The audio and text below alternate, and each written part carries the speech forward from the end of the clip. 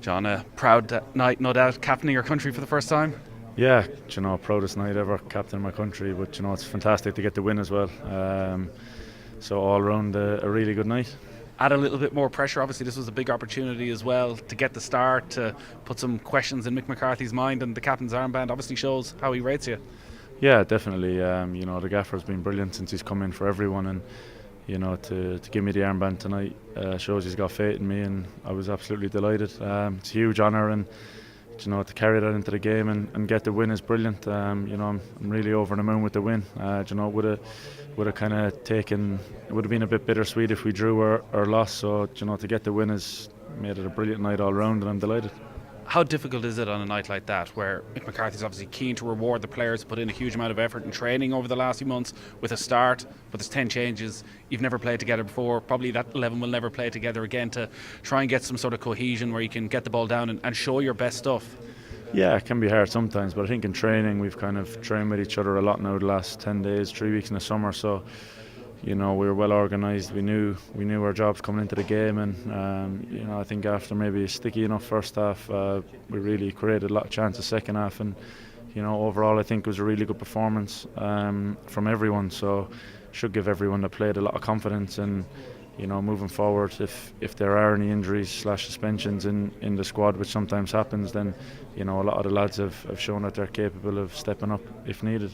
Is that a difficult mindset for you to get into? You're playing Premier League football week in, week out, but the defence at international level has been pretty much rock solid. And Mick McCarthy, I think, probably admit himself, he's not the type of manager to make changes just for the sake of it, that even though you're in this brilliant run of form at club level, it doesn't seem to be having an effect at the international level. Yeah, listen, every footballer wants to play, but sometimes if a team is doing well, you have to be patient and bide your time. Personally, I'm going back to Sheffield United now. I've been playing well. Obviously got promoted last year, playing in the Premier League this year, so my focus is going back there and doing as well as I can for them, and when I come in, do as well as I can here in training, and if I'm selected, then I'll go out and I'll give 100%, and if not, then obviously you put the frustration to one side and you'll back the lads 100%, because we all want Ireland to qualify, and we all want to do well, because it only benefits all of us. So yeah, it's just up to me to keep sticking my hand up and keep trying to do well. Like a lot of the players in this squad, it hasn't been a straightforward route to the top for you, having finally got there to the summit of the Premier League and to have settled in quite nicely and playing a team that plays a really attractive style of football. You just loving life right now? Yeah, I'm in a really good part of my career right now. The team are playing well, I'm playing well, and obviously had the promotion last year, which was fantastic, and we've taken our form pretty much into this year. We've done well. We've not been scared of anyone, and it's fantastic to be playing week in, week out in the Premier League, and it's up to me to keep my performance levels on an upward curve and keep improving, and try to maximise my ability. I remember last year Matt Doherty, I think after the first Premier League game, admitted that bloody hell this was a big step up, and it took him almost that match to sort of catch his breath, and obviously kicked on massively. How have you found that jump from Championship to Premier League? Is it a gigantic step in quality? Yeah, it's a big step in quality. You can't lose focus for a second, or else the players are going to be in, because they're good players, they're clever players, they'll score goals, they'll take their chances. So yeah, I think it's definitely a big jump, but it's one that I feel like I'm ready for, and one that I feel like the team is ready for. So so far so good.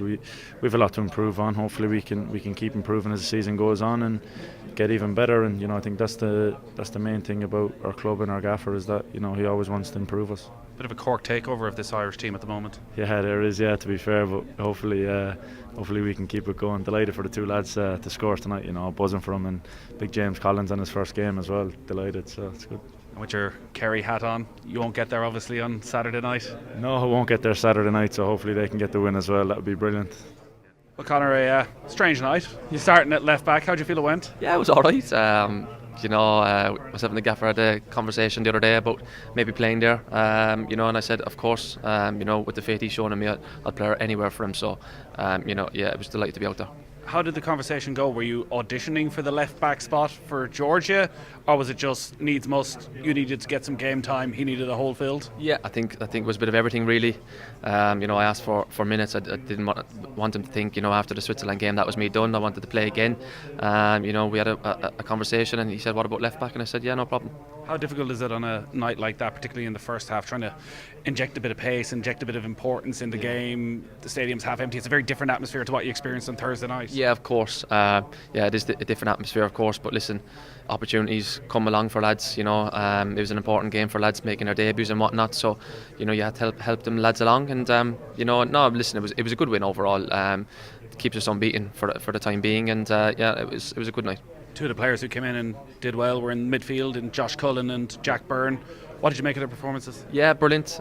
Josh and Jack have been great in training, especially probably Josh, because he's been with us maybe a little bit longer. Jack's been in and out, but have a huge time for both of them, but they've both done well. What was the reaction in the camp on Saturday? Were you watching Georgia against Denmark? Has it sort of changed the mindset at all heading into these final 3 games?